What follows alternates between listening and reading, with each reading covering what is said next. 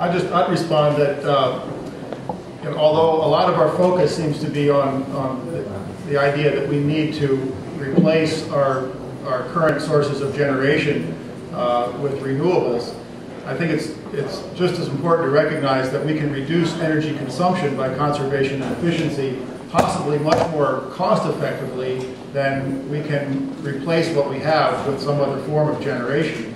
And as long as the most cost-effective solution is still out there, that's what we should be doing. And I'm a builder, and I know that the construction industry in the state and throughout the country is in a desperate situation because of the collapse of the housing industry. If the type of money that is directed towards, and let me use Maine as an example, where the legislature has set a goal of 2,700 megawatts of wind power by 2020. That's the equivalent of about 1,800 GE 1.5 turbines on about 350 miles of Maine's mountain ridges. That's going to mean that if you're hiking the Appalachian Trail or if you're on any mountaintop in Maine, you're going to see turbines surrounding you. The cost of installing 2,700 megawatts of wind turbines is about $7 billion. And about 2/3 of the cost of wind power is provided by taxpayer subsidies. And if you took that $7 billion, took 2/3 of that, you've got about $4.3 billion that's going to generate, that's going to help to build 2,700 megawatts of wind power. That 2,700 megawatts of wind power is the installed capacity. The actual effective capacity of that wind power is about 25% because the wind doesn't blow all the time. So you've got about 675 megawatts of electricity being generated by all of those turbines.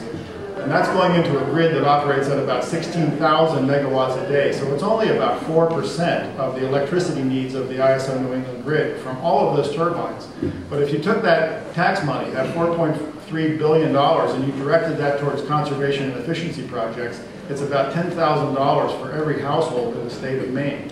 And imagine what could be done to improve the energy efficiency of homes by, if we could direct that kind of money towards incentives for homeowners to make those kinds of improvements, add insulation to the attic, add insulation to the basement, replace, as Louise mentioned, the old inefficient oil burner, which is burning foreign oil, with a highly efficient natural gas boiler that burns domestic natural gas at about 95% efficiency and modulates its temperature based on what the outside temperature is.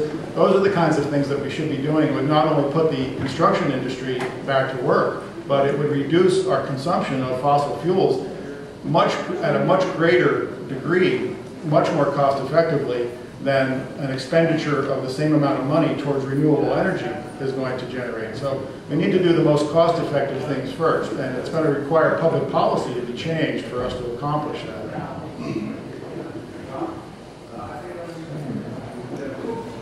Sure.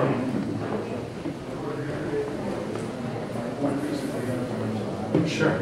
My name is Kevin McGrath. I'm from Lowell, Vermont. Today, I'm going to remember today for the rest of my life. I'm going to remember today because people actually got it. I've been fighting this for 8 years in Lowell, and it's very difficult when you take on a huge corporation with a shoestring budget. It's hard to go against a huge corporation when they're coming out with lies, and you stand by yourself as with your neighbors shoulder to shoulder, and you know the truth. Well, I am an engineer, and I do know the truth. This is one of the worst assaults in the state of Vermont that we've ever had. When you take people that don't understand wind energy and they want to believe in something, they tend to do it for all the right reasons. But today, these people came out today and are telling you the truth. And I hope the truth keeps going. And I hope it doesn't end today. I'll remember this room and where I was for the rest of my life. Thank you.